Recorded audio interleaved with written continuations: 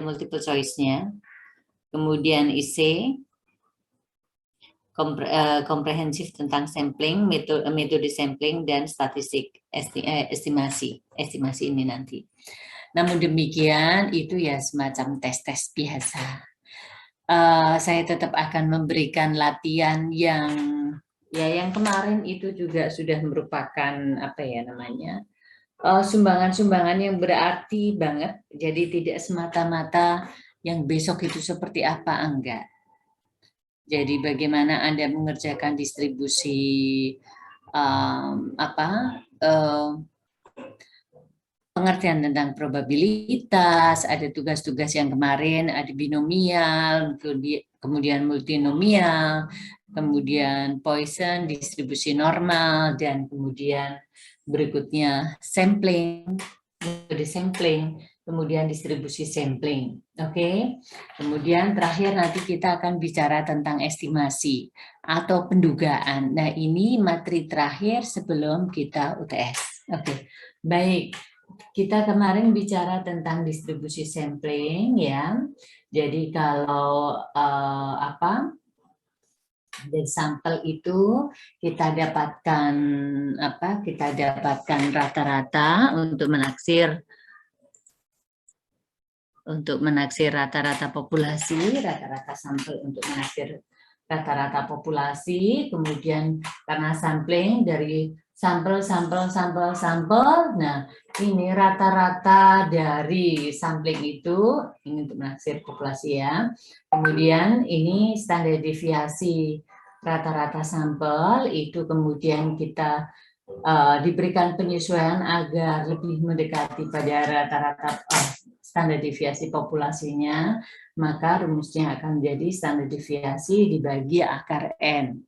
Kemudian bila populasinya terbatas, jadi apabila N kecil sampel dibagi dengan N besar itu lebih besar sama dengan 5%, ini kita perlukan faktor koreksi. Nah, faktor koreksi, ini faktor koreksi, ini kita lihat, jadi yang diberikan faktor koreksi itu adalah standar deviasinya. Nah, kemudian seperti ini, oke? Jadi demikian. Nah, kalau misalnya standar deviasi populasi tidak diketahui, maka kita menggunakan standar deviasi sampel, sama aja. Oke, sehingga rumusnya ini untuk Z menjadi X bar min mu X dibagi standar deviasi rata-rata sampel. Nah, oke, ini akan kemudian menjadi X bar min mu X dibagi standar deviasi akar dibagi akar seperti ini. Oke. Nah, kalau misalnya kita bicara proporsi, oke, ini umumnya adalah seperti ini ya, runtutannya demikian. Kemudian kalau kita bicara proporsi, maka misalnya proporsi, nah ini itu untuk menaksir ini. Nah, ini itu sama dengan X dibagi M, kan begitu. Ini untuk menaksir proporsi populasi. Nah, ini merupakan X dibagi M. Oke. Kemudian standar deviasi proporsi sama dengan ya akar, ini kan P, Q dibagi N, atau di sini kan X dibagi N, 1 min X dibagi N, dibagi N. Atau sama saja dengan akar P, 1 min P, dibagi N. Kan seperti ini. Nah, penyesuaiannya di sini itu juga akan sama aja. Di sini ya sama saja dengan X dibagi N, kan begitu. Kemudian di sini proporsinya. Kemudian di sini standar deviasi proporsinya. Oke, jadi di sini seperti ini. Oke, kita ringkas tentang kalau ini pakai apa, kalau ini pakai apa, kalau beda proporsi seperti apa, kalau beda rata-rata seperti apa. Bentar ya. Oke. Jadi penyesuaiannya di situ saja. Oke. Kalau rata-rata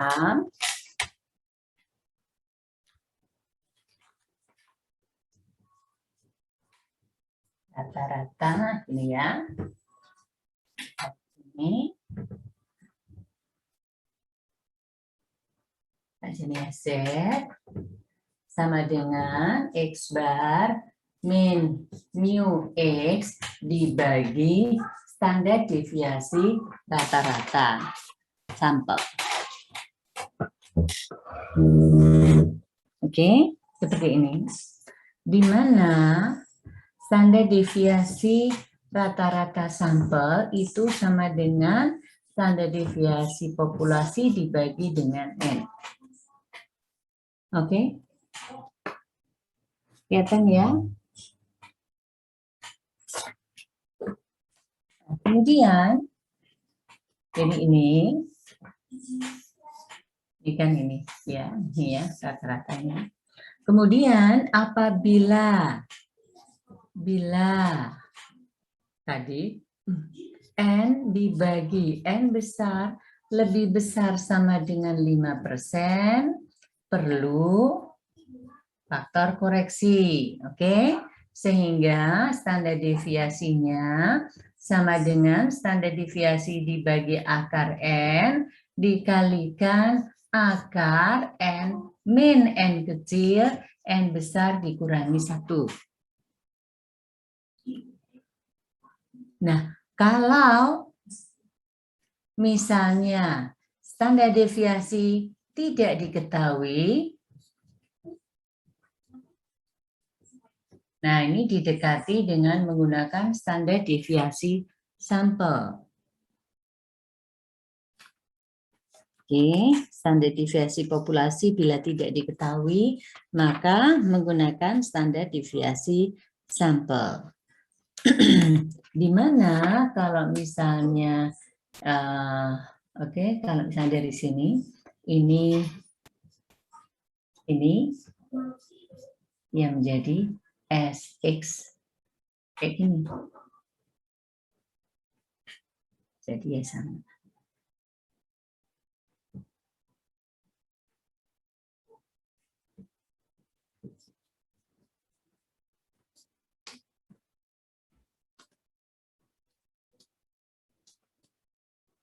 Nah, kemudian kalau beda dua rata-rata,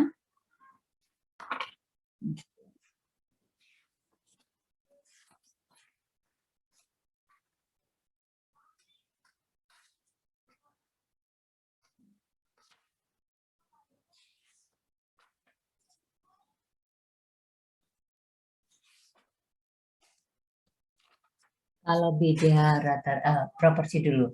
Kalau proporsi itu Z, kemudian X per N dikurangi proporsinya, oke. Kemudian standar deviasi proporsi.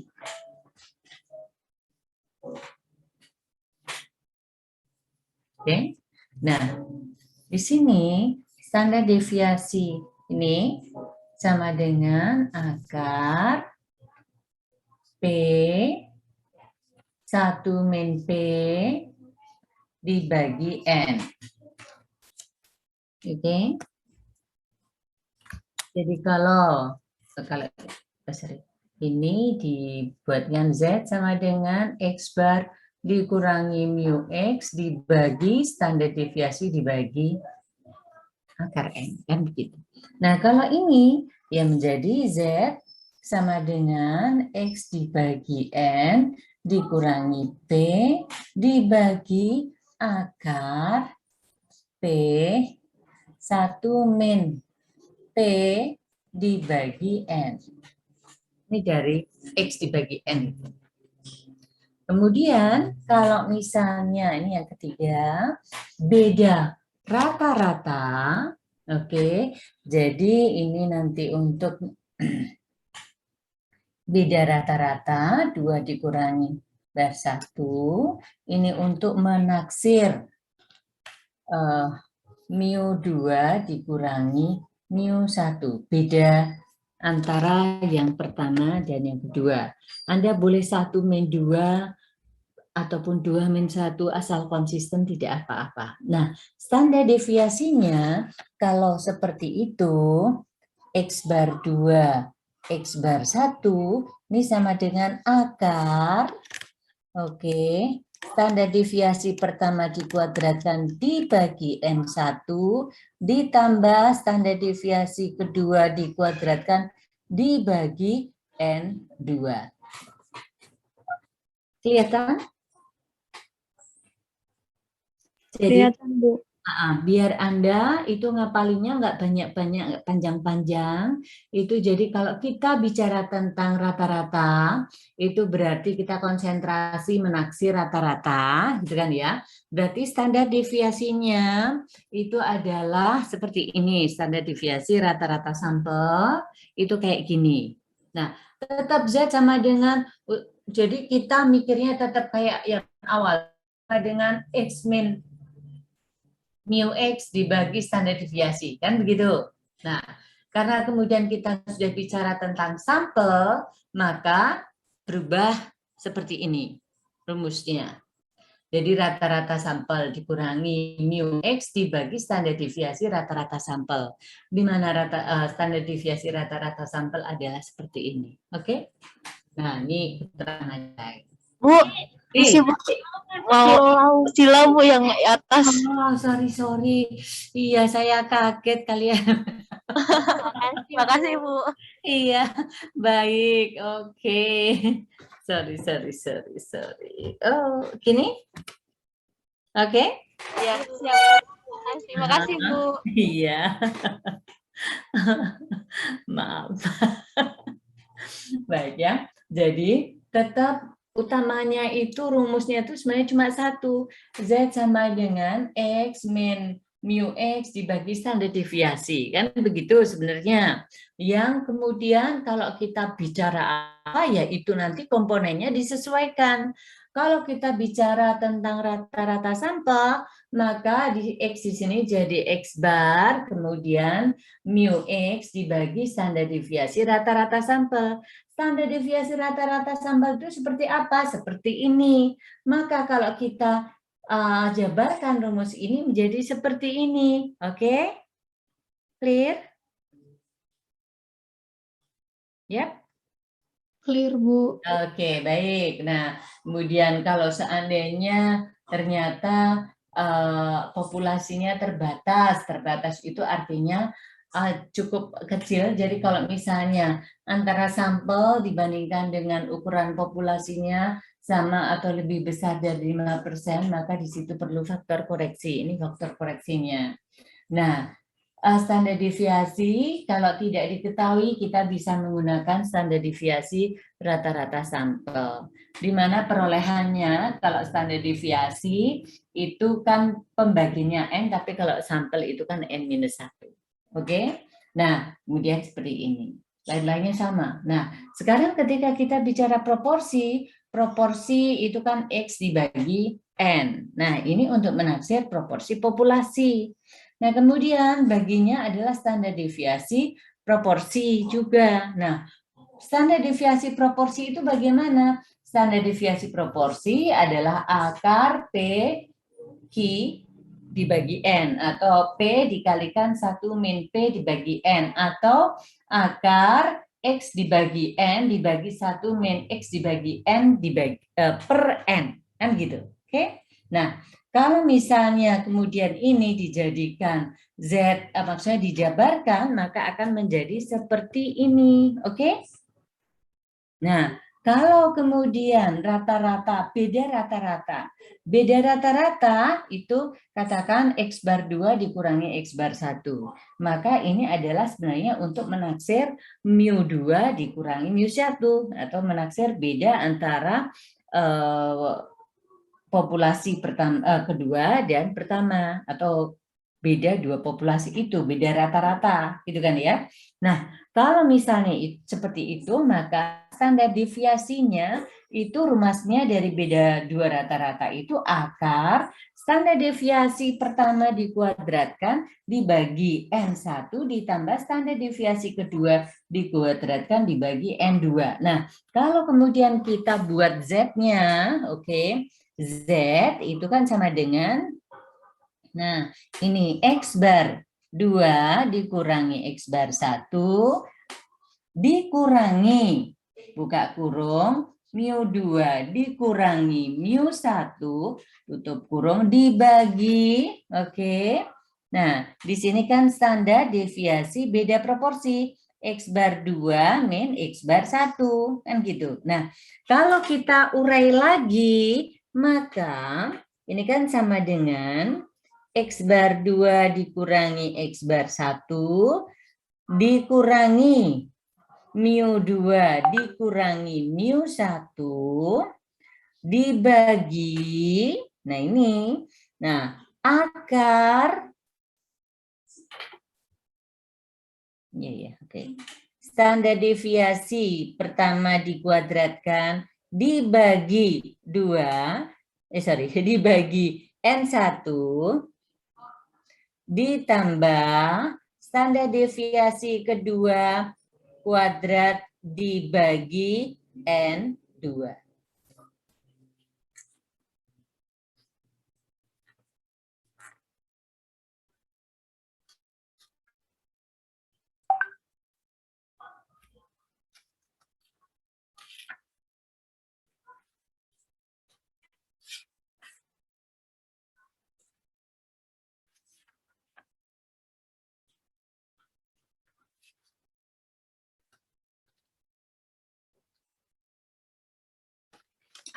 Dua satu satu dua sama aja. Nah, sekarang kalau beda proporsi bagaimana standar proporsi standar deviasi beda proporsi? Oke, ini yang atas saya hapus. Jadi ini tentang ini tadi rata-rata, di sini proporsi. Kemudian di sini adalah beda dua rata-rata. Nah, di sini beda dua proporsi.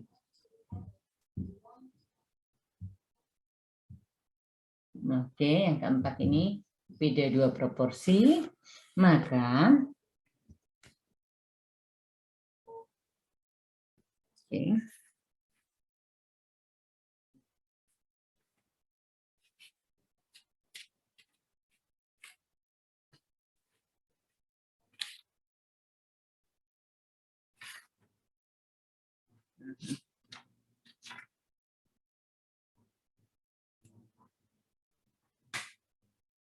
Oke, di sini T.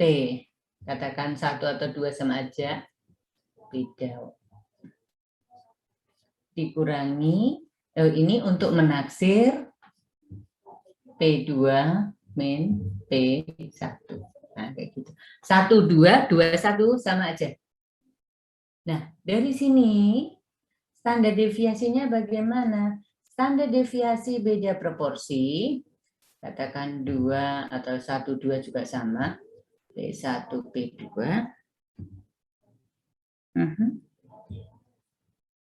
Sama dengan akar. Ini P1, 1 min P1 dibagi N, 1.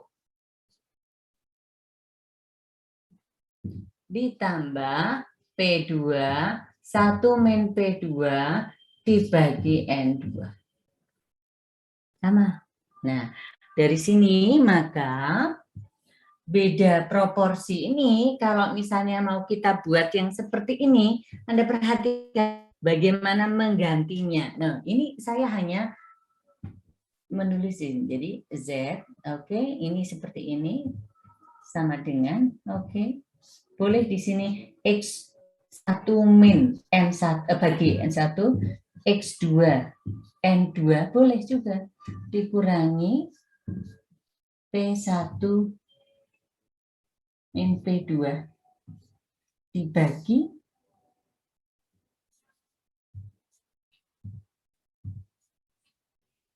ini.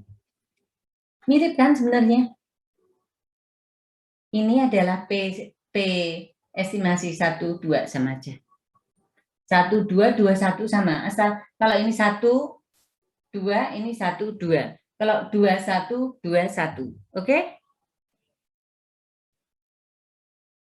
Paham ya? Bu, kalau yang di sana kok ini 2, kalau di sana kok ininya 1. Asal konsisten. Jadi kalau ini pertama dikurangi yang kedua, ini ya mesti pertama dikurangi yang kedua. Kalau ini 2 kurangi 1, ini ya mesti 2 kurang 1. Paham? Clear ya? Nah, kalau seperti ini berarti ini kalau diuraikan seperti apa? Jadi kan Z sama dengan, misalnya ini ya. Oke, kita akan lagi misalnya P1 min P2 juga boleh, gini kan. Dikurangi P1, P2, dibagi standar deviasinya, kan begitu. Nah, di sini P1, 1 dikurangi P1, dibagi N1, ditambah P2, 1 min P2, dibagi N2. Kan sama. Mirip kan? Jadi kita nggak usah ngapalin banyak-banyak, tetapi kemudian, oh apa toh, kalau beda rata-rata berarti begini, kalau beda proporsi berarti begini, dan sebagainya seperti itu. Yang diubah ya sedikit di situ aja.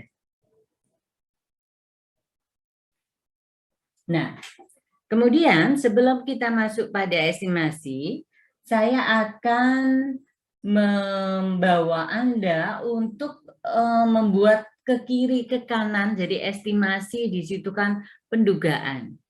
Memperkirakan kira-kira berapa sih kan kayak gitu. Di mana di situ ada estimasi titik dan ada estimasi interval.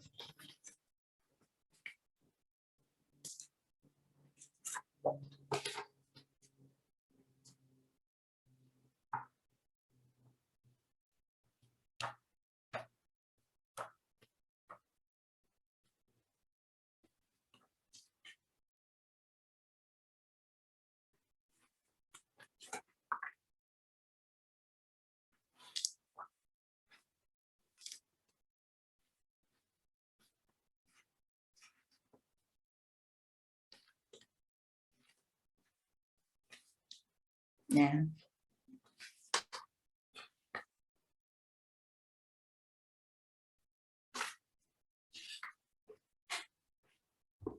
gimana? Kira-kira mungkin ada yang mau ditanyakan? Belum? Belum, sayang? Belum? Belum, Bu. Oke, baik. Ini saya hapus sebentar. Kemudian, sebelum saya masuk pada estimasi itu bagaimana dan sebagainya, nanti di sini ada estimasi titik dan ada estimasi interval. Oke, Anda perhatikan. Tadi nilai Z, kan ini seperti ini. Kan gini kan? Nih, kan. Ini mu Z ini sama dengan 0. Ini kalau Z, ini X, ini mungkin sesuatu. Kan kayak gitu. Nah,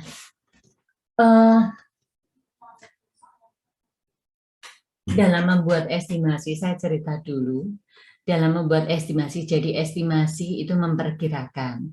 Di dalam sampling, kemarin sudah kita beritahukan bahwa kemudian ada persentase yang kesalahan yang bisa ditolerir, kan kayak gitu, ditoleransi, kan gitu kan ya. Misalnya kesalahan itu katakan namanya alfa, itu kesalahan yang ditolerir itu katakan alfa. Kalau alfanya itu katakan 5% alfanya, maka 1 min alfa ini merupakan confidence level atau tingkat keyakinan. Berapa besarnya confidence level? Berarti ini 95%. Ya enggak? Ya toh? Jadi Ya, ini Bu. adalah kesalahan yang kita tolerir. Nah, kalau seperti ini itu kan di sini alfa 5% itu kan terbagi kepada dua sisi kiri dan sisi kanan. Kalau 5% berarti di sini alfa dibagi 2, ya kan? Alfa per 2 berarti di sini adalah 2,5%, kan begitu? Di sini 2,5%. Oke? Nah, di sini ini adalah confidence level 95%.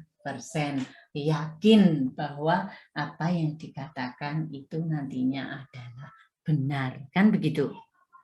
Nah, di sini itu kan ada ini Z berapa itu kan ke kiri dan ke kanan nantinya. Nah, sekarang Anda akan saya ajak bagaimana nantinya kita akan membuat estimasi itu seperti apa dalam interval sebelum kita masuk di interval. Semula kan begini, Z sama dengan katakan di sini X bar dikurangi mu X dibagi standar deviasi. Rata-rata sampel. Ya kan? Nah, Z di sini itu kan alfa per 2, plus minus kan gini, plus minus alfa dibagi 2, ya enggak? Karena di kiri dan di kanan. Kalau alfanya 5%, berarti bagi 2, 2,5%, 2,5%, iya enggak? Jadi di sini adalah 47, kan ini 0,475 ya, 475, tapi di sini min Z-nya nanti kan min sekian, kan gitu kan? Di sini plus sekian, ya enggak? Sehingga di sini plus minus seperti ini. Oke? Nah, ini kita buat biar ke sana. Jadi ini nanti kan ada plus minus Z alfa per 2 dikalikan standar deviasi rata-rata sampel dengan X bar dikurangi mu X. Nah, ini kan sebenarnya untuk menaksir mu X ini. Maka jadinya itu adalah X bar min Z alfa per 2 standar deviasi rata-rata sampel mu X X bar plus Z alfa per 2 standar deviasi rata-rata sampel ini adalah sama dengan 95% atau merupakan confidence levelnya.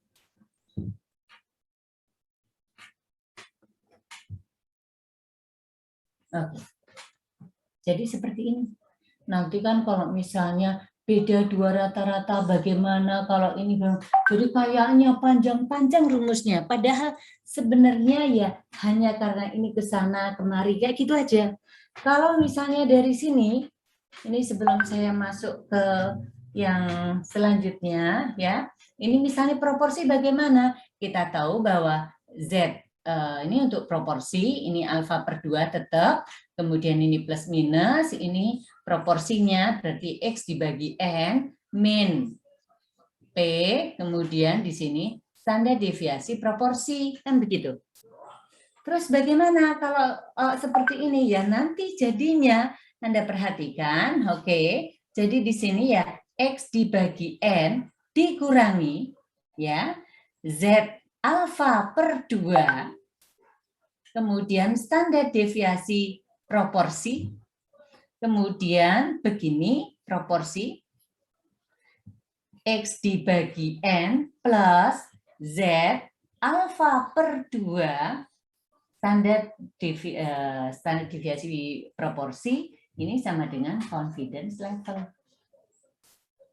Oke? Mirip toh pembentukannya.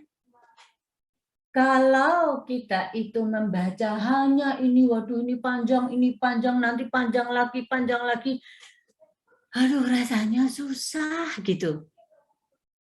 Tetapi kalau kita itu ngerti kalau rata-rata itu seperti ini, kan gitu. Berarti, nah ini dia kan seperti ini.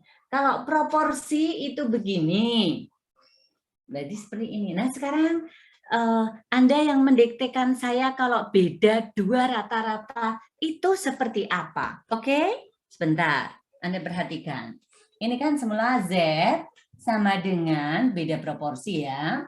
Katakan ini X1 dibagi N, 1 dikurangi X2 dibagi N2, dikurangi P1 min P2, oke. Ini standar deviasi beda proporsi, 1, 2. Kan gini. Terus berarti gimana kalau dijadikan seperti ini? Oke, kurang buka. Ini kan probabilitasnya. Ini probabilitas bahwa P itu berada antara sekian hingga sekian, itu sekian persen. Maksudnya begitu, artinya loh. Jadi kalau misalnya ini kemudian seperti ini misalnya, di sini 0,75, kemudian P, kemudian 0,87, ini confidence levelnya misalnya 95%. Artinya bahwa proporsi, jadi proporsi tentang sesuatu yang kita teliti itu berkisar antara 75% hingga 87%, itu 95%. Gitu loh maksudnya. Oke, nah sekarang untuk beda proporsi, beda rata-rata belum kok, saya beda proporsi, beda rata-rata dulu aja deh. Oh sorry. Oke, kalau beda rata-rata, oke, ini sama dengan X bar 2 atau 1 juga sama, X bar 1 dikurangi mu 2 min mu 1 dibagi standar deviasi beda rata-rata. Gitu kan? Nah, sekarang Anda buatkan kayak gini, saya. Oke, misalnya ini P, buka kurung, berapa ini? Oke? 2.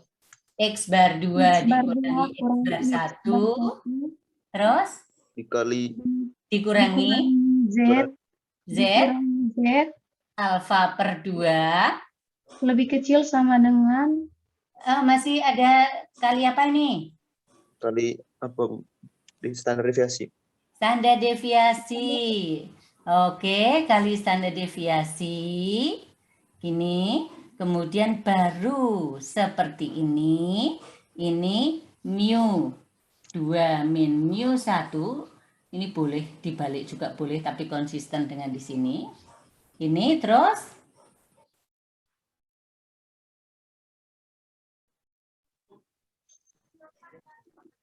X bar 2 dikurangi X bar 1 ditambah Z 2 alfa per 2 kali standar deviasi X bar 2 dikurangi X bar 1. rata-rata. Oke, nah ini sama dengan confidence level. Gampang toh? Kalau Anda sudah ngerti esensinya, bikin rumus-rumus panjang, itu jadi tidak masalah. Harus buka buku kah? Tidak. Oke. Jadi karena gini ya, karena saya itu orang yang sangat susah, mungkin willingness tuh ngapalin itu kecil gitu kan ya.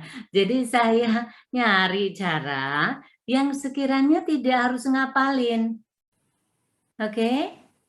Nah, begitu juga kalau beda proporsi. Kalau beda proporsi berarti di sini misalnya P1 min P2 gitu juga boleh, atau X1 dibagi N1 dikurangi X2 dibagi N2 dikurangi Z alfa per 2 standar deviasi beda proporsi lebih kecil sama dengan P1 min P2, kemudian lebih kecil sama dengan apa X1 min dibagi X2 dikurangi X2 dibagi X dibagi N2 ditambah Z alfa per 2, kayak gitu aja. Oke? Kira-kira seperti itu. Oke, nah sekarang kita mau bicara dulu tentang estimasi. Dengan seperti itu mudah-mudahan Anda punya gambaran bagaimana tentang estimasi interval, estimasi baik poin estimasi maupun interval estimasi. Oke. Estimasi parameter. Oke, estimasi dan interval estimasi. Karakteristik atau parameter populasi sangat sulit diketahui. Apa yang kita bisa lakukan hanyalah membuat kesimpulan parameter populasi dari sampel yang ada. Parameter populasi seperti rata-rata populasi, mu, dan standar deviasi populasi, to, hanya diestimasi dan dari rata-rata sampel X bar dan standar deviasi sampel S.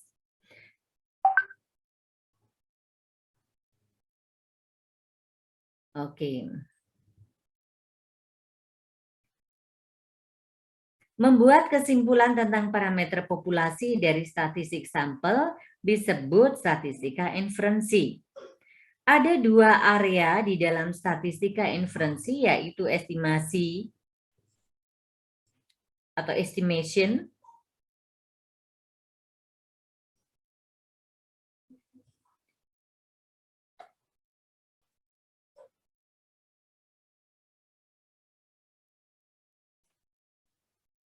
yaitu statistik sampel untuk mengestimasi nilai parameter populasi yang tidak diketahui. Kemudian uji hipotesis yaitu tentang keyakinan kebenaran sampel terhadap nilai parameter populasi yang tidak diketahui. Pada bab ini akan membahas masalah estimasi, sedangkan oke, baik. Nah, di sini estimasi itu ada estimasi titik dan estimasi interval.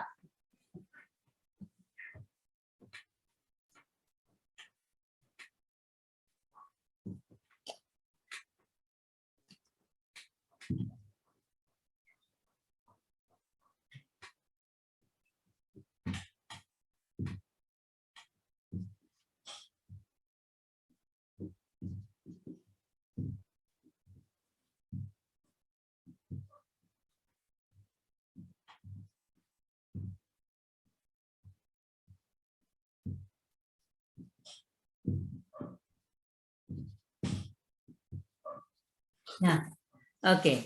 Ada dua, yaitu ini point estimation atau estimasi titik, dan yang kedua adalah interval estimation atau estimasi yang merupakan cakupan perkiraan kisaran nilai. Kisaran nilai itu antara sekian hingga sekian, misalnya begitu. Plus minus sekian dengan confidence level kalau di sini. Nah, poin estimasi, oke. Poin estimasi itu yang baik, oke. Dari sebuah populasi itu ya estimasi tentang rata-rata populasi itu dengan rata-rata sampel. Kemudian standar deviasi itu dengan standar deviasi dari yang ada.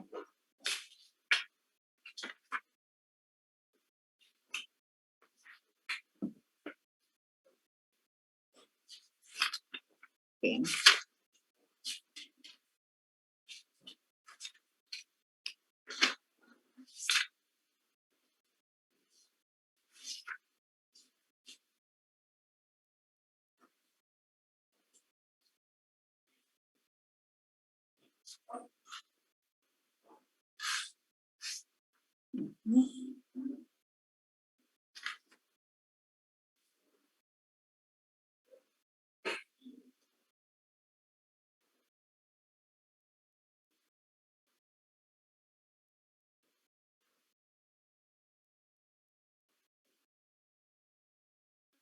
Oke, nah ini juga dengan ini. Oke, kemudian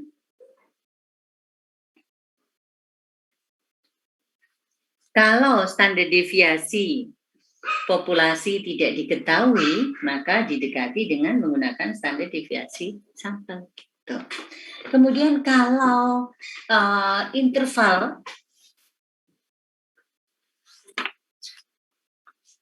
okay.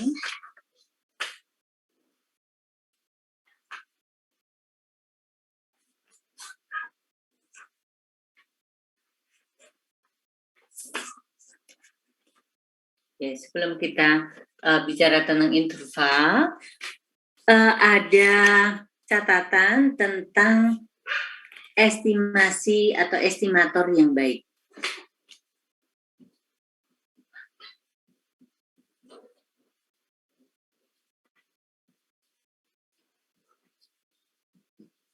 Nah, ciri-cirinya yang pertama adalah unbiased. Unbiased itu tidak bias.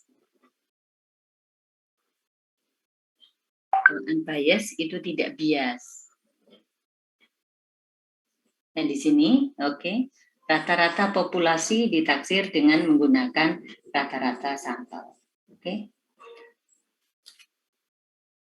Oke, tidak bias.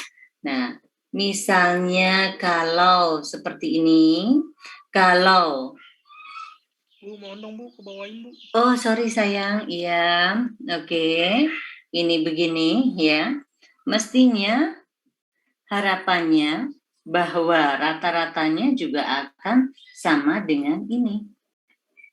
Nah, bias itu apabila kita mengestimasi, ini padahal sebenarnya populasinya itu ada di sini. Nah, kita mengestimasinya di sini. Nah, ini adalah bias. Bias artinya bahwa yang kita dapatkan itu meleset dari yang semestinya. Kemudian yang kedua adalah konsisten itu yang ketiga ya. Ya. Konsisten dan efisien. Oke, konsisten dulu. Oke, yang nomor 2 ada konsisten.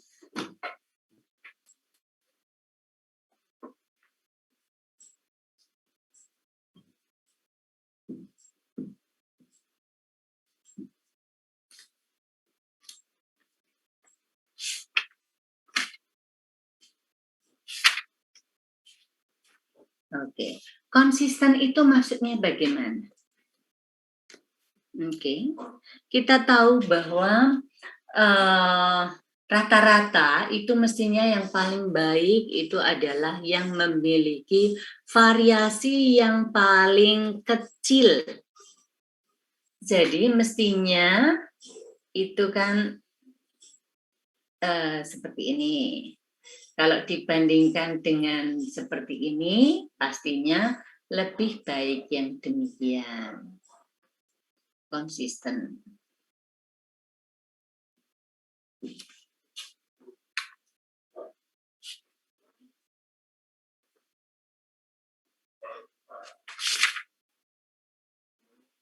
Balik ini pilih sama kanan baik sorry. Ini efisien, makin keruncing makin itu efisien, konsisten.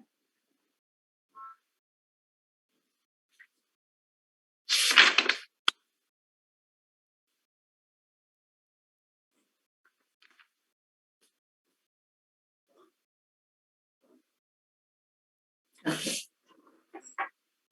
Ini efisien.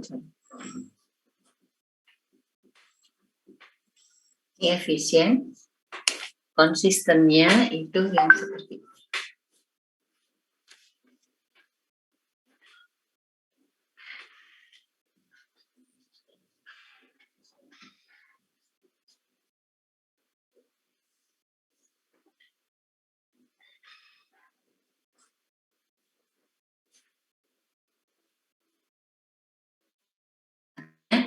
semakin banyak sampel yang kita ambil, itu akan semakin mendekati distribusi normal.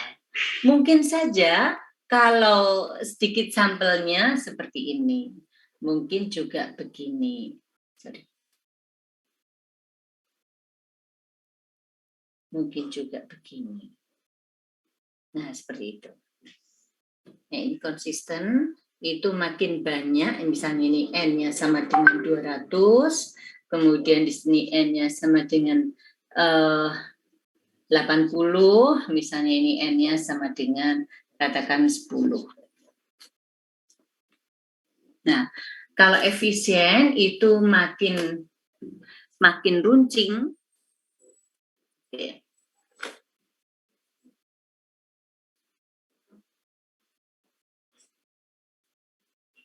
Variasi semakin kecil, semakin baik.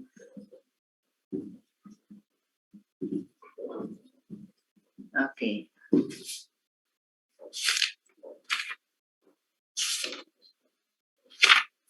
Jadi ada konsisten, jadi yang pertama itu adalah unbiased, kemudian efisien, ketiga konsisten, atau dibalik juga nggak masalah. Oke. Nah, kemudian pendugaan interval.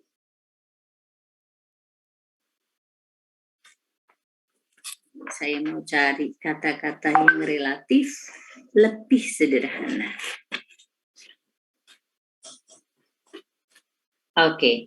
Estimasi titik hanya merupakan bagian dari parameter populasi sehingga tidak menyediakan informasi yang tepat terhadap parameter populasi. Oleh karena itu, kita perlu mengembangkan informasi statistik yang mampu mengukur ketepatan estimasi sampel sebelum kita membuat kesimpulan tentang parameter populasi. Jadi maksudnya kalau parameter, estimasi titik atau point estimation itu apabila ternyata rata-ratanya ya benar segitu, itu ya hanya sebuah kebetulan sebenarnya. Mestinya ada range dong ya, berkisar antara, kan kayak gitu. Jadi kalau kita itu mau mengukur misalnya biaya hidup mahasiswa Sanata Dharma, oke? Kalau kita menduga bahwa rata-ratanya sekian, itu langsung menjadikan mewakili keseluruhan, itu apabila itu benar, maka itu hanyalah sebuah kebetulan. Maka semestinya itu kita menggunakan confidence level dengan masih tetap memberikan kemungkinan salah yang bisa ditolerir. Kan kayak gitu. Jadi kemudian kemungkinan salahnya katakan 5%, maka kita memiliki keyakinan akan angka itu 95%. Nah, ketidakyakinan itu kita bagi dua, kiri dan kanan. Oke? Seperti itu tadi. Oke. Ketepatan estimasi sampai bisa diukur dengan menggunakan estimasi interval, di mana, oke ini. Karena itu kita perlu sebelum kita membuat kesimpulan tentang parameter populasi. Di mata saya membacanya lompat-lompat. Oke, maaf. Saya ulang, estimasi titik hanya merupakan bagian dari parameter populasi sehingga tidak menyediakan informasi yang tepat terhadap parameter populasi. Oleh karena itu, kita perlu mengembangkan informasi statistik yang mampu mengukur ketepatan estimasi sampai sebelum kita membuat kesimpulan tentang parameter populasi. Ketepatan estimasi sampai bisa diukur dengan menggunakan estimasi interval, di mana di dalam estimasi interval yang berupa range, nilai tertentu ini berisi kemungkinan nilai parameter populasi yang terjadi. Akan tetapi sebelumnya kita harus membuat sebuah pernyataan, keyakinan bahwa estimasi interval ini berisi nilai parameter populasi yang benar. Estimasi interval dengan demikian adalah sebuah interval keyakinan atau confidence interval atau confidence level. Berisi pernyataan keyakinan bahwa interval tersebut berisi nilai parameter. Besarnya estimasi interval ini dipengaruhi oleh 3 faktor. Yang pertama adalah besarnya sampel. Yang kedua, tingkat keyakinan. Yang ketiga, variabilitas dari populasi yang diukur dengan standar deviasi. Oke, saya tulis aja. Oke, tetapi ini tidak kemudian ditanyakan tentang ketergantungan atau pengaruh di sini. Oke.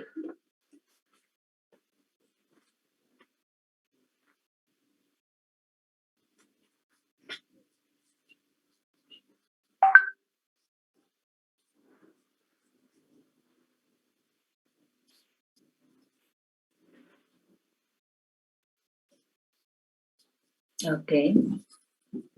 Dipengaruhi. Oh iya, karena ada N-nya, ada standar deviasinya. Oke. Besarnya sampel betul.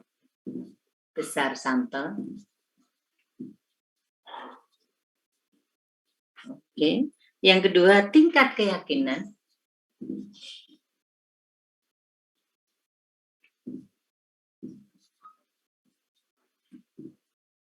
Atau confidence level.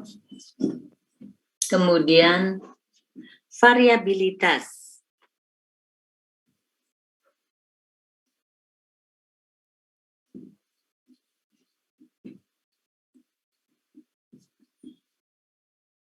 Yang diukur dengan standar deviasi. Nah, maksudnya gimana sih ini? Oke, kalau nanti tadi yang kita sudah buat kayak apa panjang, oke, Anda perhatikan.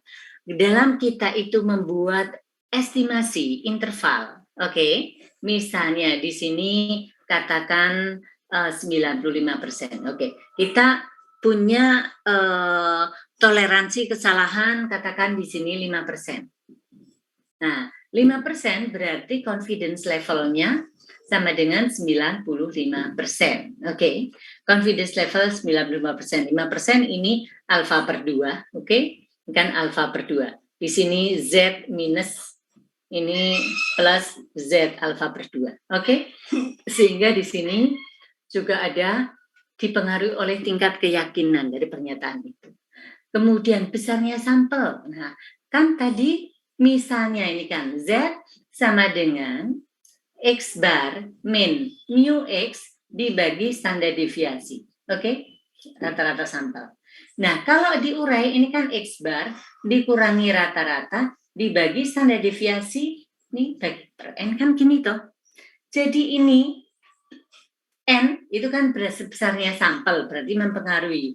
Variabilitas kan ini, berarti kan mempengaruhi. Sama tingkat keyakinan itu menentukan alfa per 2-nya itu ada di mana.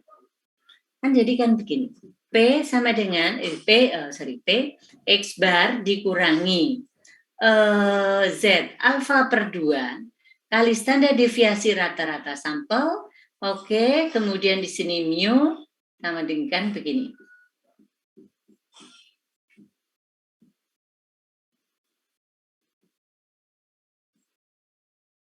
Ya enggak? Sehingga ini tadi yang dipengaruhi besarnya sampel. Ya, ini kan sampelnya di sini. Oke, ini. Kemudian tingkat keyakinan yang akan menentukan ini juga.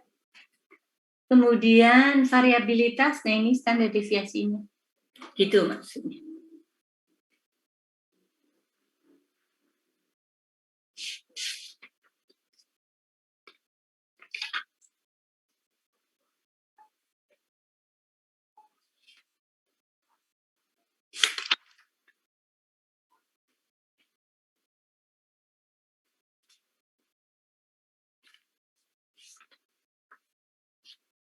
Ya. Kemudian kita akan mulai bicara tentang distribusi T. Distribusi T, tabel T itu apabila N-nya kecil. Oke, di sini ntar dulu kita akan bicara. Interval rata-rata dan standar deviasi tidak diketahui pada sampel kecil. Oke. Bila sampel kecil. Oke. Ini menggunakan T tabel. Oke. Di mana? Jadi nanti itu bukan Z tapi T. Nah, T di sini T tabel, oke. T degree of freedom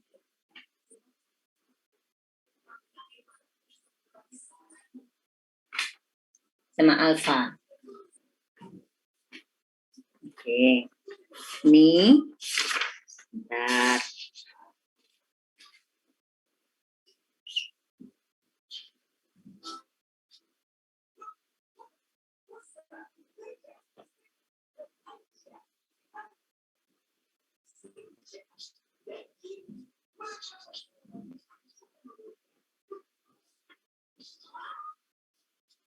Nah, ini kalau sampelnya kecil, kita tidak menggunakan Z tapi menggunakan tabel T.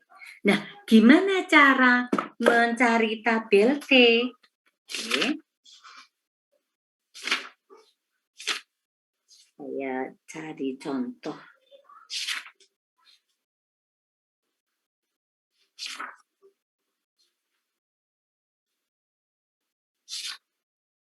Lain-lainnya sama. Nah, di tempat Anda ada tabel T. Coba Anda perhatikan tabel T. Degree of freedom dari T itu adalah N-1.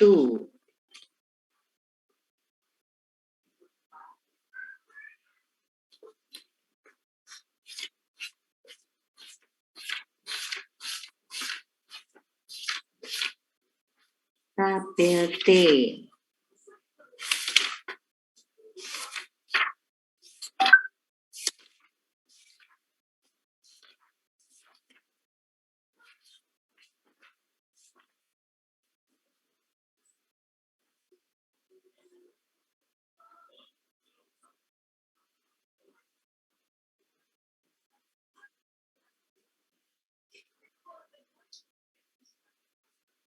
Oke, jadi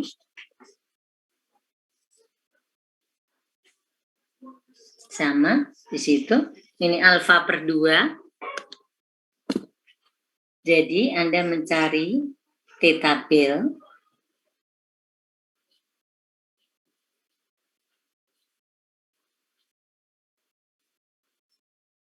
T degree of freedom, alfa per 2.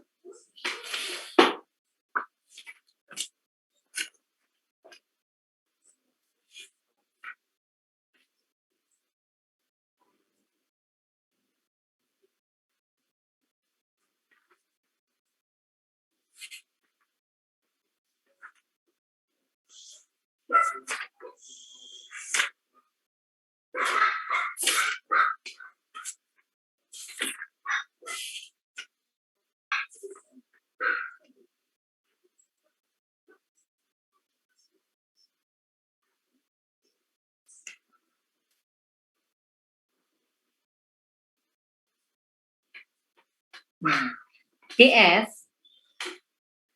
degree of freedom-nya dari T, itu sama dengan N-1.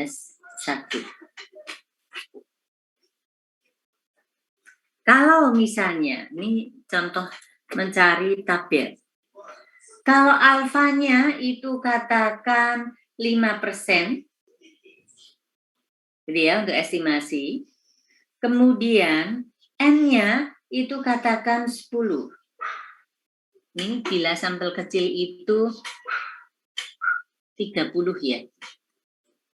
N-nya. Oke. Bila kecil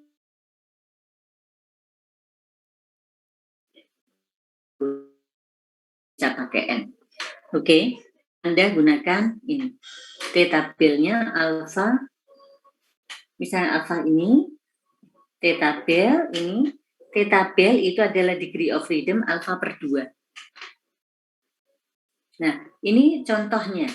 Kalau Anda diminta untuk mencari tabel bila diketahui degree of freedom-nya 5, kemudian N-nya 10, maka angkanya berapa? Coba Anda lihat tabel T.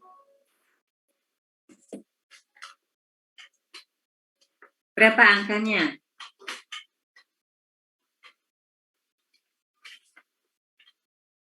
Kalau N-nya 10, berarti degree of freedom-nya berapa? 9, Bu. 9. Kalau alfanya 5, berarti alfa per 2 berapa? 2,5. Oke, kalau 5%, maksudnya 5%, berarti alfa per 2-nya berapa? 0, kalau alfanya 5%, alfa per 2-nya berapa?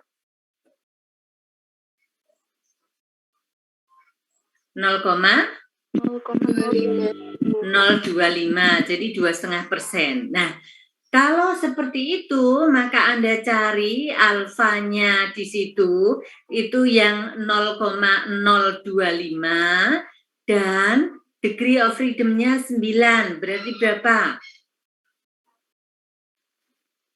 2,262, Bu. Oke, 2,262. Oke, seperti itu. Ini siapa tadi yang ngomong? Hilgard, Bu. Hilgard, ya, terima kasih. Oke, baik. Nah, ini sebenarnya hanya kayak gini aja. Yang lain-lain bisa semuanya. Oke, baik. Kita coba ya, kita coba. Hanya begini, langsung Anda bisa semuanya. Yakin? Sangat yakin. Oke.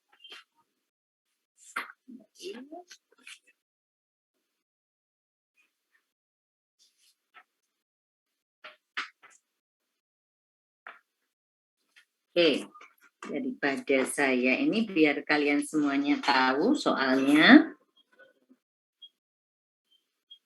mengurangi catat mencatat.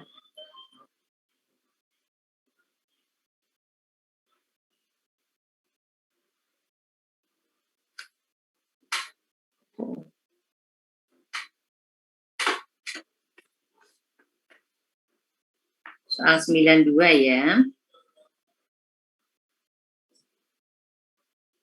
Oke.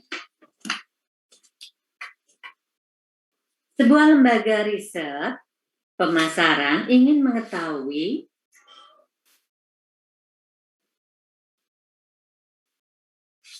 sampel besar.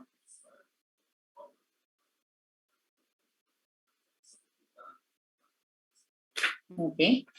Sebuah lembaga riset pemasaran ingin mengetahui rata-rata pengeluaran telepon rumah tangga setiap bulannya di daerah Jakarta, Bogor, Tangerang, dan Bekasi. Sebanyak 64 rumah tangga diambil secara acak dan menunjukkan bahwa rata-rata pengeluaran telepon rumah tangga sebesar 325.000 per bulan dengan standar deviasi sebesar 20.000. Dengan derajat kepercayaan 95%, tentukan interval estimasi untuk mengetahui untuk pengeluaran telepon rumah tangga di daerah Jabodetabek. Apakah itu bisa dipercaya bahwa rata-rata pengeluaran telepon rumah tangga di daerah Jabodetabek lebih besar dari 330.000? Oke. Nah, yang satu di sini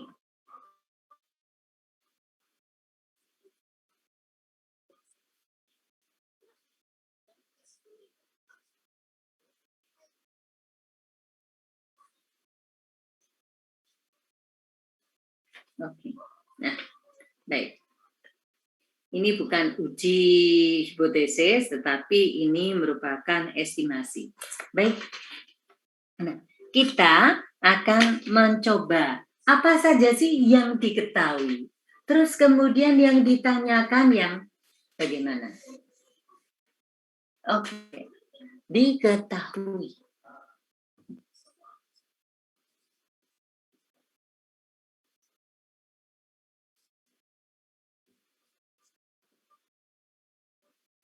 diketahui rata-rata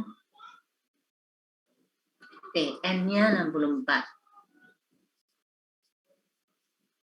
Rata-rata 325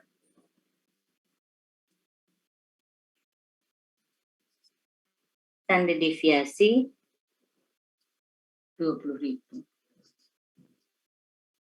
Oke. Confidence level 95%.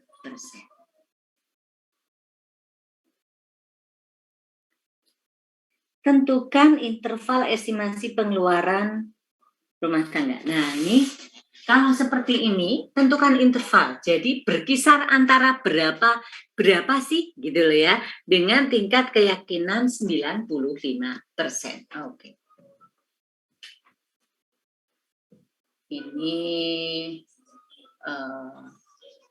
ditanyakan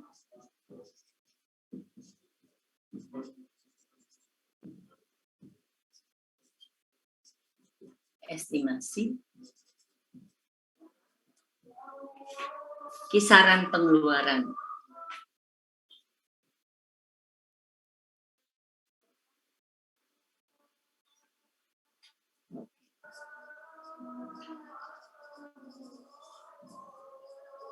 Pengeluaran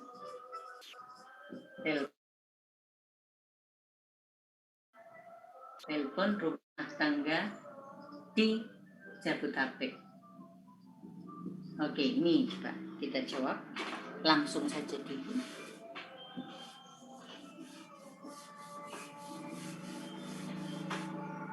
Kalau yang kedua itu, apakah bisa dipercaya? Oke.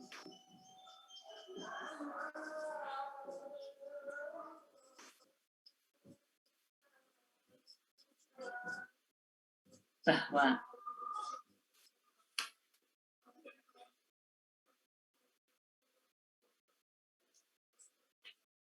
pengeluaran Iya, 8 biji. telepon rumah tangga di Jabodetabek sebesar 330.000. Oke.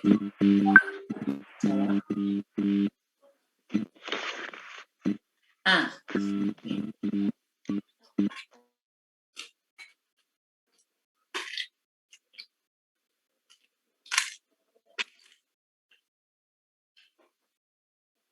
Nah, kalau kita membuat bayangan, oke, kayak gini ya. Nah, di sini, ini kan berarti kalau confidence levelnya sama dengan 95%, maka alfa itu adalah 5%. Oke? Nah, di sini, oke, Z alfa per 2 itu sama dengan plus minus berapa? Ini kan 2,5%. Di sini 2,5%. Oke. Ini plus minus berapa ini Z-nya?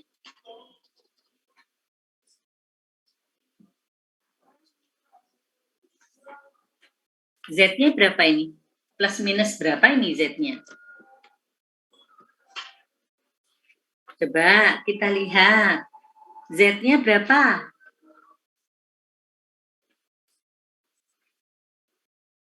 Kalau alfanya itu 5%, berarti alfa per 2 berapa? 0,025, Bu. Oke, 0,025. Berarti ini Z alfa per 2, ini oke. Ini berarti berapa ini? 0,475 ya? 75. Oke, nah Anda cari yang 0,475 itu berapa?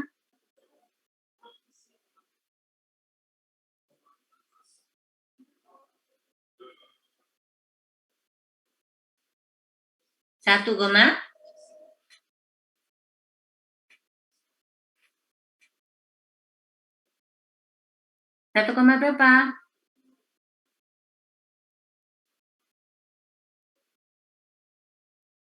Satu koma berapa?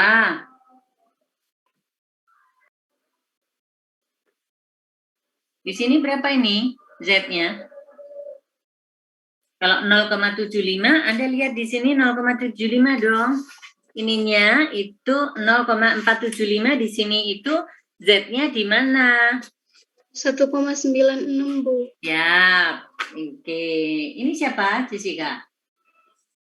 Hilgard. Oh, Hilgard ya. Maaf ya.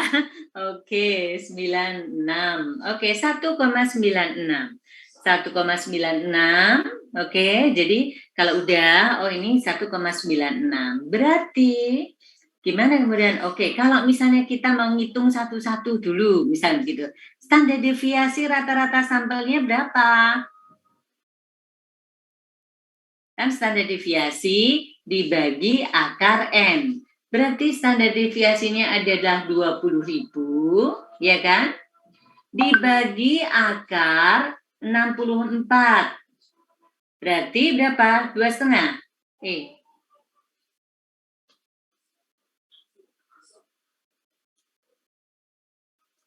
2.500 Bu. Iya ya. Ini ya. 2.500. Nah, sekarang baru kita bikin estimasinya. Oke. Z, maaf. P, gitu kan ya. Di sini kan X bar dikurangi Z alfa per 2, kemudian standar deviasi rata-rata sampel, begini, kemudian mu, begini, kemudian X bar plus Z alfa per 2 sampel tutup kurung ini adalah 95%. Nah, dan kita masukkan. Oke, P buka kurung berapa itu? 325.000 dikurangi berapa ini? 1,96. Oke. 1,96 dikalikan dengan 2.500, ya kan?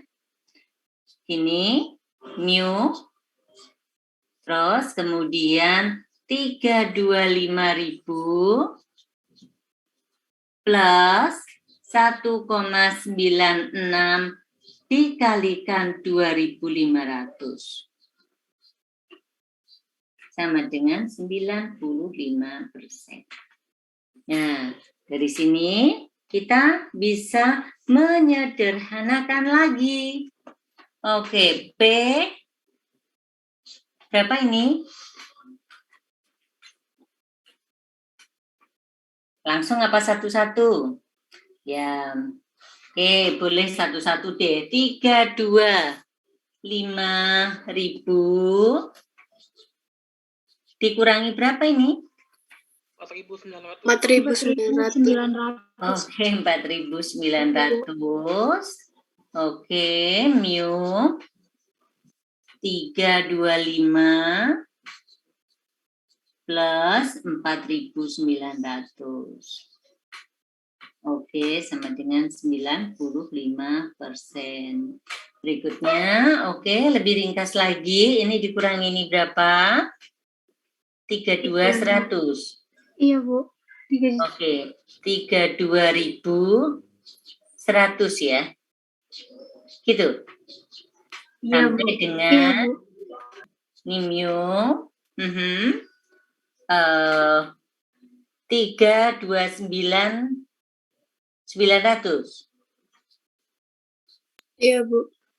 Oke. Nah, ini 95%. Nah, kemudian ini udah jawabannya. Kemudian yang B, itu pertanyaannya adalah, apakah bisa dipercaya bahwa pengeluaran telepon rumah tangga di Jabodetabek itu lebih besar dari 330.000. Nah, ini berdasarkan hitungan kita bahwa kisaran dari 95% itu adalah antara 320.100 sampai dengan 329.900 itu 95%, maka pernyataan yang kedua ini tidak bisa dipercaya karena itu kan hanya 0,5%. Artinya bahwa kalau ini dipakai sebagai rata-rata, melesetnya pasti jauh lebih banyak, gitu loh saya. Oke. Oke, silakan bila ada yang mau tanya.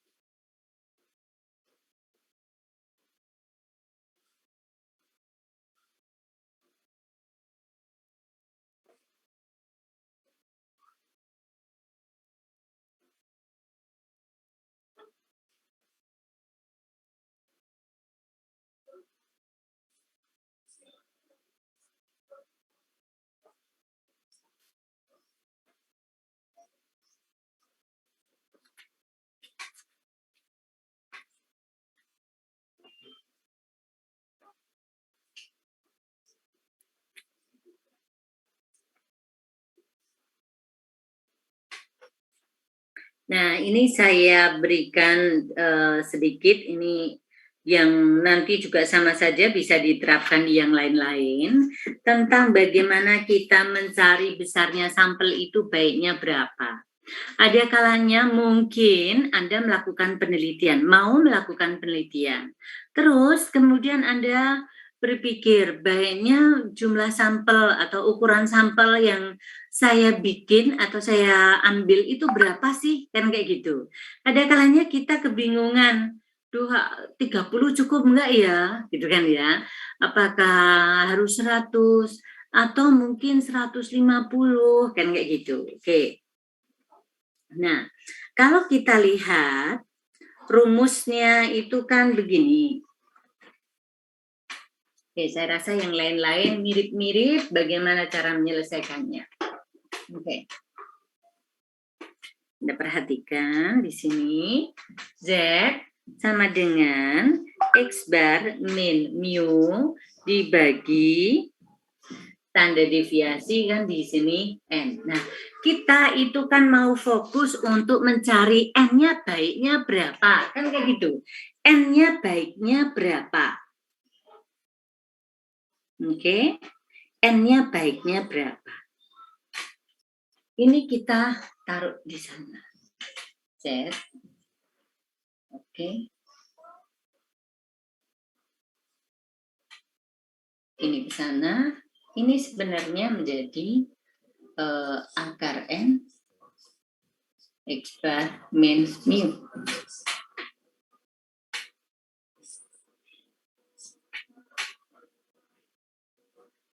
Ya.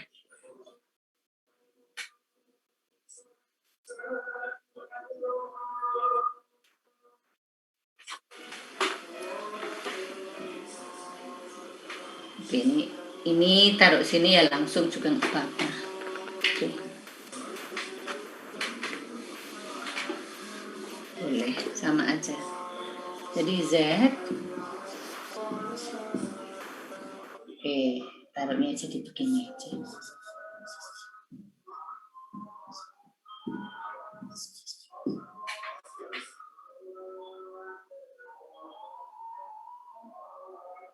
Nah, ini itu adalah dari kesalahan yang akan nantinya kita tolerir.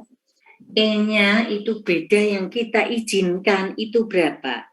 Maksimum kesalahan yang diterima.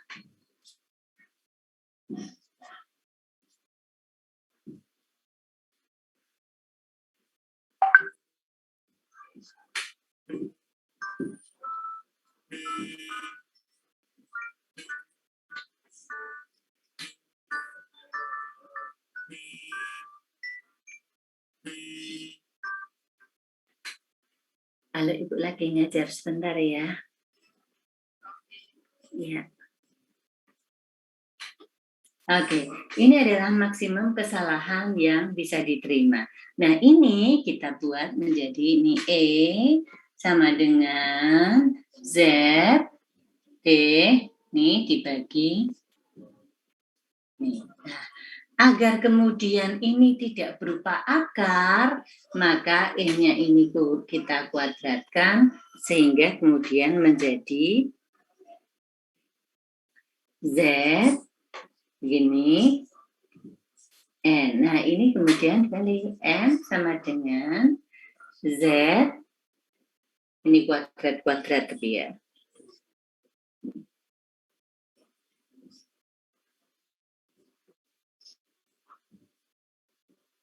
Oke. Itu di situ dicatat sudah ada.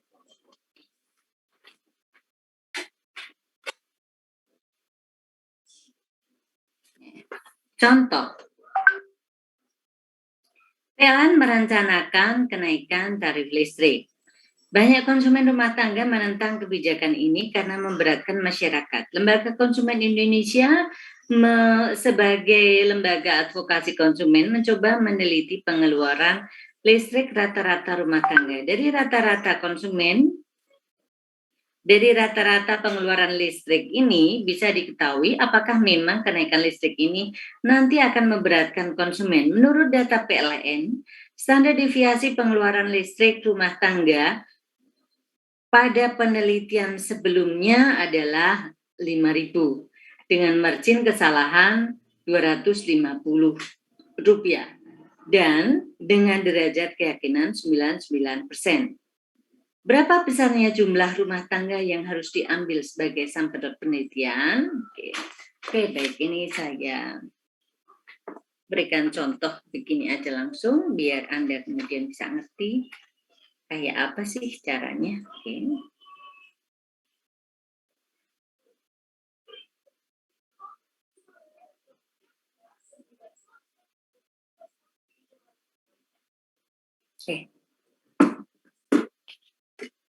Baik. Nah, kesalahan maksimum yang bisa diterima adalah 250.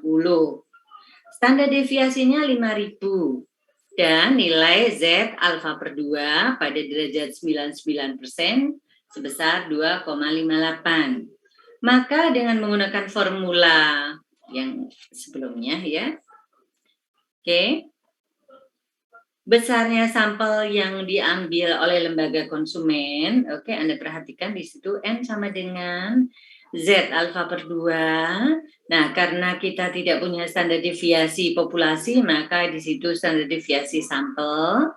Kemudian oke, kita dapatkan 2662,56. Nah, artinya bahwa ini boleh kita bulatkan menjadi 2663. Oke, rumah tangga. Nah, proporsi dan sebagainya ya sama aja caranya seperti itu. Oke, hanya saja kemudian X-nya diganti dengan proporsi. Oke. Agar kemudian lebih memperlancar,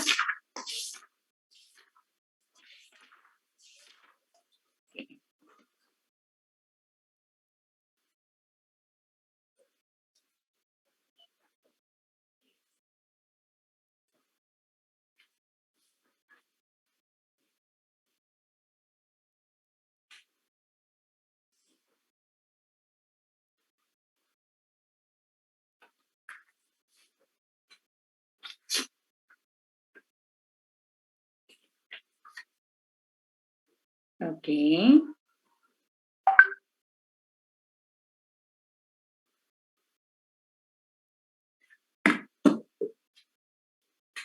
Anda kerjakan soal nomor genap ya.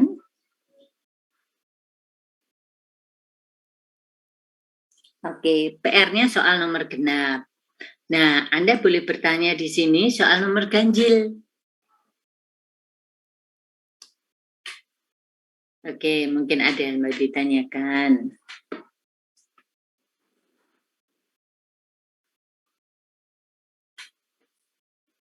Masyarakat ekonomi syariah ingin mengetahui tentang gaji rata-rata sarjana ekonomi Indonesia yang bekerja di sektor keuangan syariah di Indonesia. Sebanyak 121 sarjana ekonomi diambil secara acak dan menunjukkan bahwa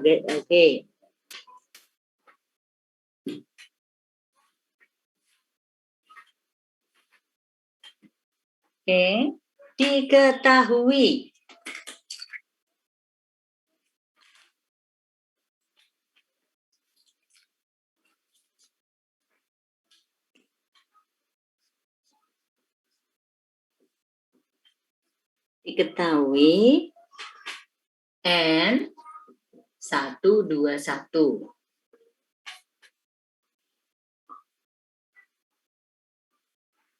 Rata-ratanya 5.150.000.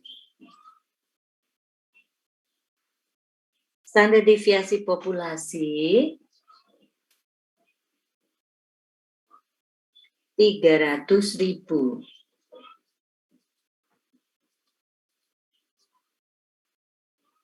Dengan derajat keyakinan 95%. Tentukan besarnya estimasi interval untuk rata-rata gaji sarjana ekonomi.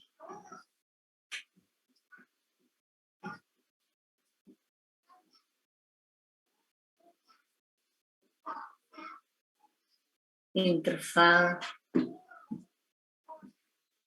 rata-rata gaji karyawan sarjana ekonomi. Oke. Nah, oke. Anda perhatikan di situ, berarti kan ya. Ini confidence levelnya 95%, berarti di sini adalah 2,5%, di sini juga 2,5%. Nah, ini kalau ini Z, ini berapa? Min 1,96 ya. Di sini plus 1,96 ya. Yang tadi, ya enggak? Iya, Bu. Ya, oke. Berarti kalau kita misalnya mau cari ini dulu juga boleh, ini kan ya. Ini standar deviasi dibagi dengan akar M. Oke, boleh sendiri misalnya kita buat itu sendiri. Maka di sini 300.000 dibagi akar 121. 300 angel ya. 300.000 dibagi 11. Iya toh? Berapa? 11 ya? Berapa?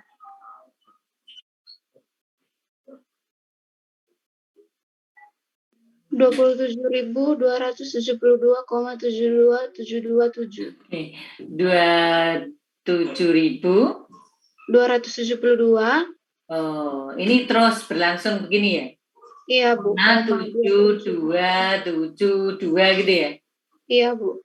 Oke, gini aja ya. Baik. Nah, kemudian dari sini kita bisa bikin P.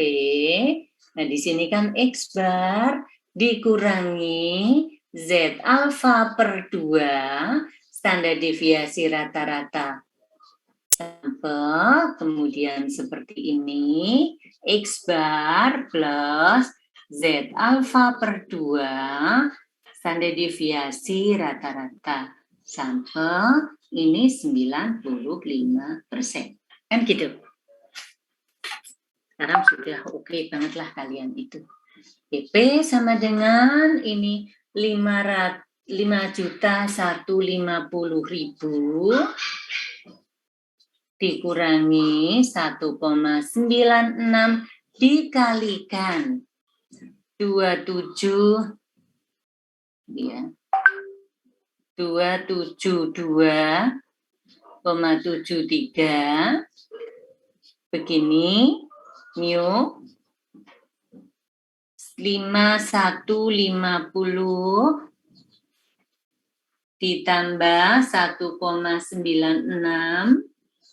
27,73 sama dengan 96. Oke, ini tinggal diselesaikan. Gampang toh?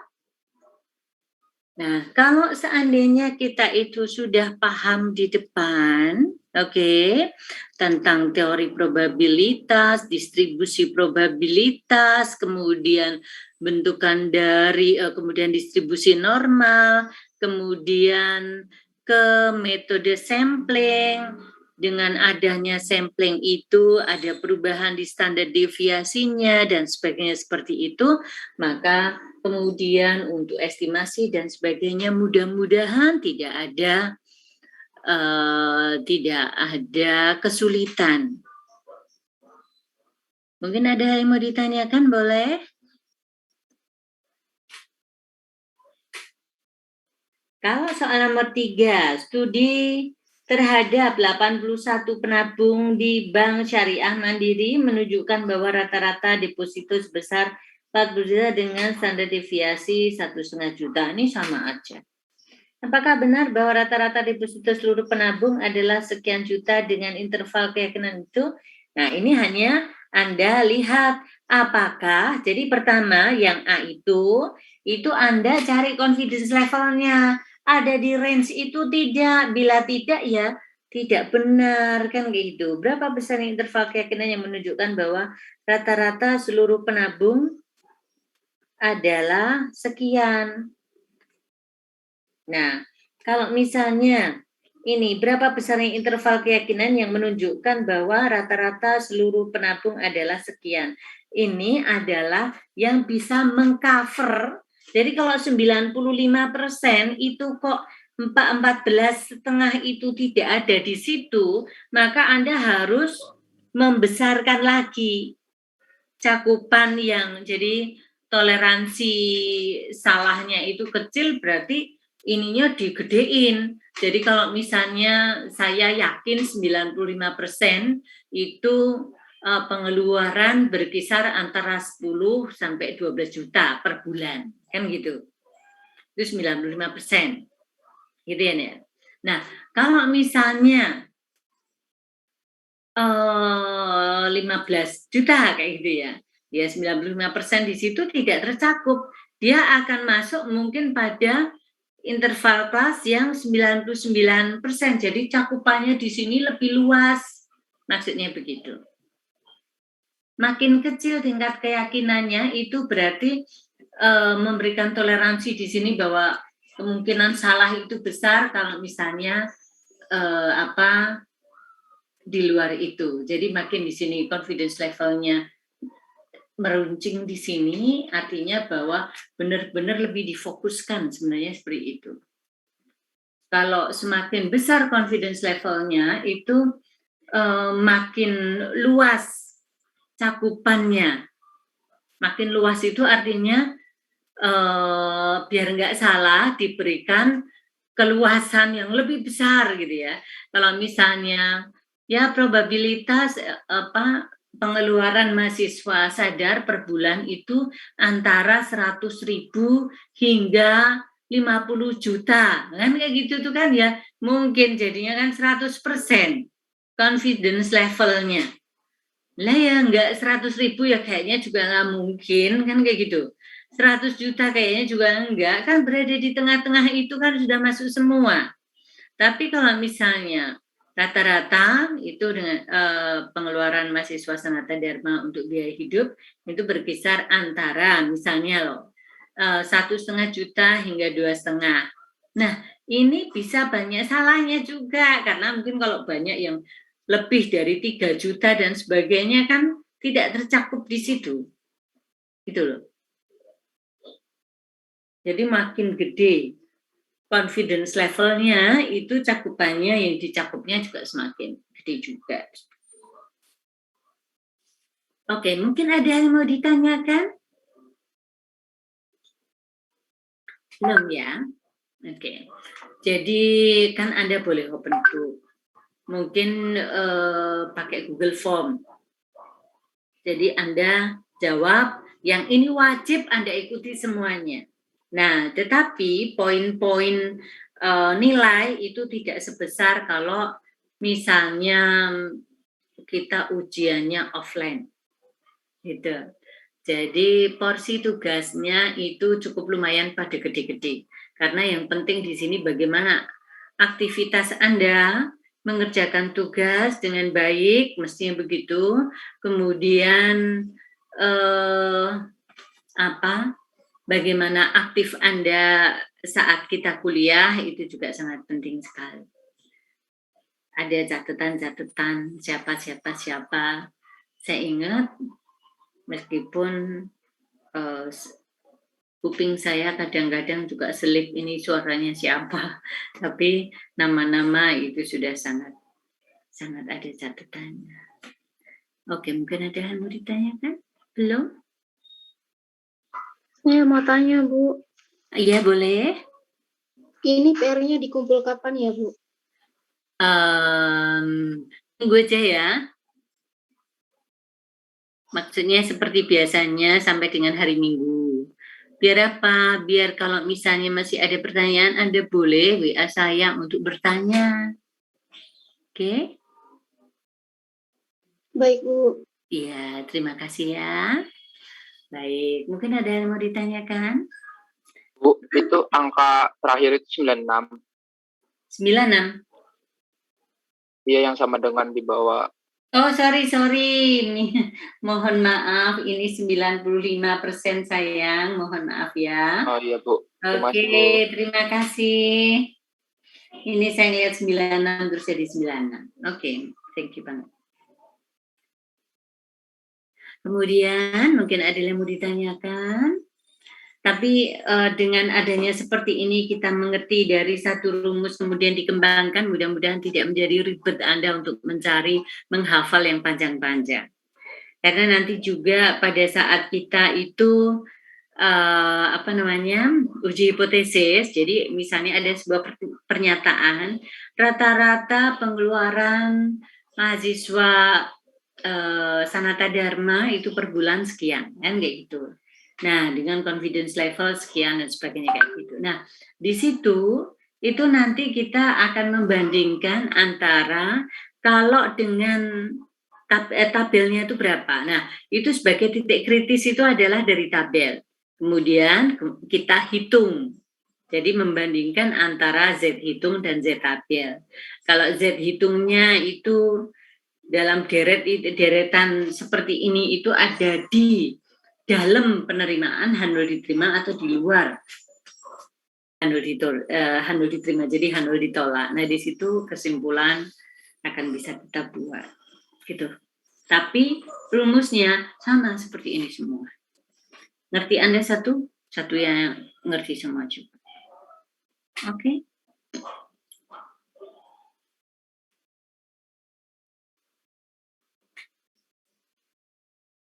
Oke, gimana?